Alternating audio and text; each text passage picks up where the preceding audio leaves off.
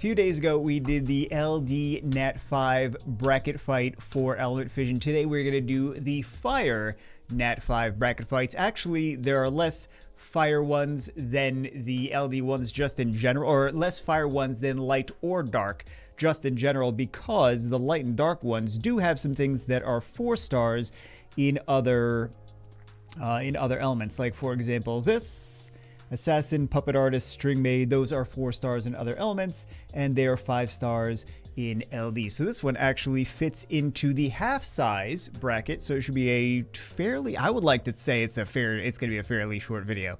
So let's see what we've got. We're going to stick these in their spots. Should take about 2.5 seconds. Okay, that might be an exaggeration. But this one's good. It should be a fairly, how many times am I gonna say it should be a fairly short video? A million times. Okay, so let's take a look at what we have. So the first one is Fire Fury. That's a different game. That's probably a different gacha game. Originating out of, well, it could originate anywhere. Let's take a look at the Fire Fairy. She is over here. She's kind of a unit that takes damage and then blasts the enemies with damage based on the amount of damage that she takes. So this, first off, she's got the leader skill, 25% crit rate, and then she's got, but with her, I would either want, as usual, speed or HP. I think HP leader skill with her would be nice. So probably not going to use the leader skill too much. We have the Scarlet Bloom. This is really the big thing. Remove 50% of your current HP and attack all enemies with a 10 to 20% chance to inflict 1 turn stun. Not really a huge chance to inflict stun. Damage based on your lost HP. So if she takes damage before that, it's going to be a lot of damage. Lower your HP, the higher the chance of causing stun, but still not a crazy amount. And then we have the Fire. Let's just go back here because it's going to be, yeah, we have the Fire Dr. Evil. So Fire Dr. Evil, disintegrate, attack, grant yourself 1 turn attack up, attack all enemies and maximize their ability cooldown. Additionally, when you attack a target with max HP greater than twice your max HP damage increased by 40%. So he's got the attack up, plus he's got the extra damage increase, plus he has the AoE cooldown, AoE increase cooldown. Then we have the stun and speed down for skill 2 as another AoE. I feel like this is an easy one to bring to the next level of the bracket fight. What do we have next is the Electromancer. So this is going to be really effective. Well, this could be really effective in some guild content right now. But it's going to be extra effective when Live Arena starts going. So remove all debuffs on you at the start of your turn. Recover the HP and action bar of all allies by 8% for each removed effect. I like that this is recover the HP and action bar of all allies at the same time. Additionally, remove 8% of this target's current HP when attacking. This effect does not apply to bosses. And then we've got the AoE strip. Replaces several buffs to debuffs with that skill too. Nice unit. Let's take a look at the other option that we have, the Wandering Monk. So the Wandering Monk, Impermanence passive, the higher the speed, the higher the glancing probability when being attacked and when receiving glancing attack. Increase your action bar by 20%. When attacking the enemy, deal additional damage equal to 1,000 to 1,300% of your speed, and with a 10 to 30% chance to apply a 2-turn blind. Then he's got the counter over here, healing over turn, cleanse, counter, healing over turn. Really solid unit. We are going to bring this guy to the next level. The next, oh my goodness, 2 amazing units. So we got the Fire Warders. Wow, this is going to be a rough one because they're both really good. So we got the Fire Warders. She's got the cleanse at the start of your turn. Remove 1 debuff effect from yourself and the ally with the lowest health and balance the health ratio. Then based on the health status of the ally with the lowest health, grant them 1 turn of either attack up, healing over turn, or unyield. We have the nanotherapy. Remove 1 debuff from all allies. Recover 20 to 26% HP. Increase the target ally's action bar by 50%. And then we have, so nice passive healer cleanser. Everyone already knows what she does. Is a ridiculous unit. And then we have the Music Queen. So the thing about this is very high base speed. And then she has an AoE strip, 70 to 80% chance to remove all buffs and decrease action bar by 20%. Won't land as a glancing hit. And then we've got all of these debuffs over here on top of that. Really solid unit for defense, especially. For defense, you could also use her for offense. Won't land as a glancing hit is really such a key. Between that and her high speed, I'm going to go with... these are both ridiculous units. They probably top 5 for both of them. Oh my goodness. How did I mess that one up? It is now nowhere. Awesome. Bracket fights, super broken. I don't know how it's still broken because this is not a new...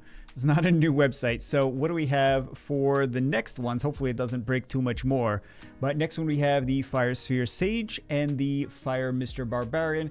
The Thermocore, grant all allies 3-turn attack up and transforms into core form. This is good for some nice arena offense teams. Core is immune to debuffs and action bar decreasing effect, but cannot be controlled. After taking 5 hits, it will explode, dealing damage and reverting to Sage form.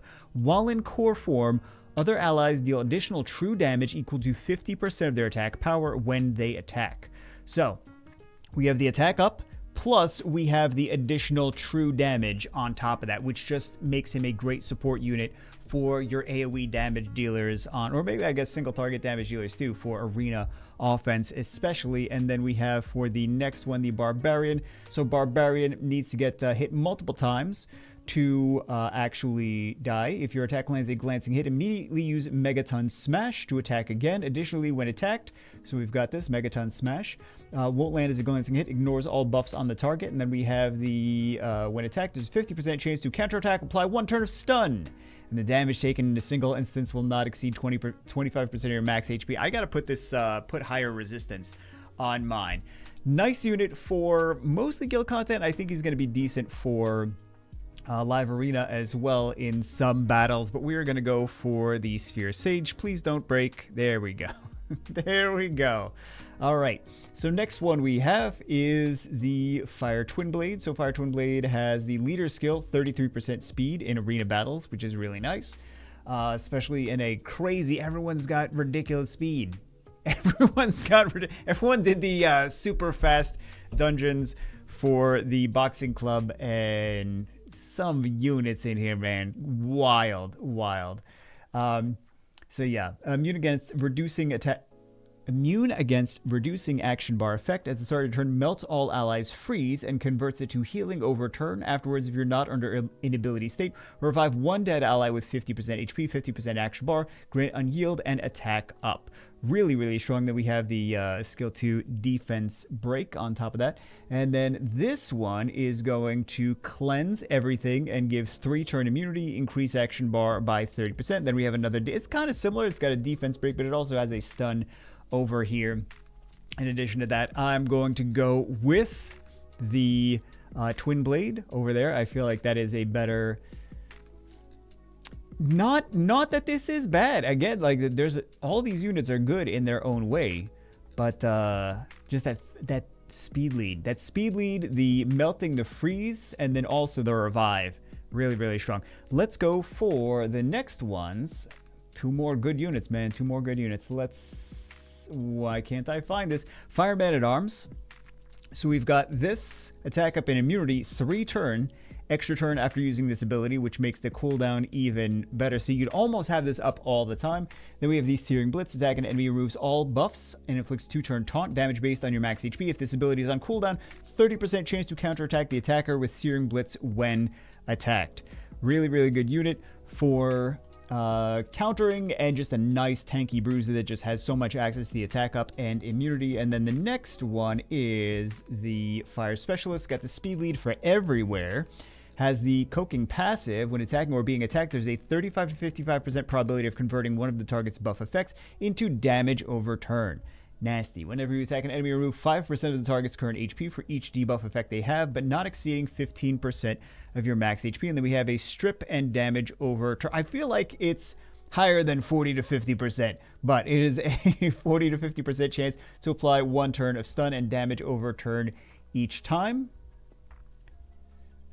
I'm putting the Coking passive, when I say strip into damage over turn, I'm putting the Coking passive into the Electro Web. That's what it is, just for clarification, because I'm like, I should probably mention this. So that does do a strip into the stuns and damage over turn. So this is just such an amazing unit for many, many places in the game, even in some PvE content as well.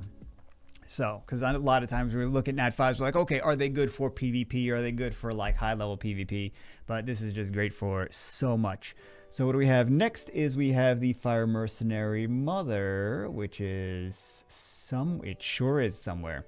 Tumbler passive, immune to inability effects after being attacked. Counterattack with a probability of 20%. Additionally, each time you're attacked, increase your defense by 40% and your counterattack chance by 5%, stacking up to 5 times. And then we have the next one is the Fire Sorcerer. This is a nice unit for defense, as well as the attack power leader for everything.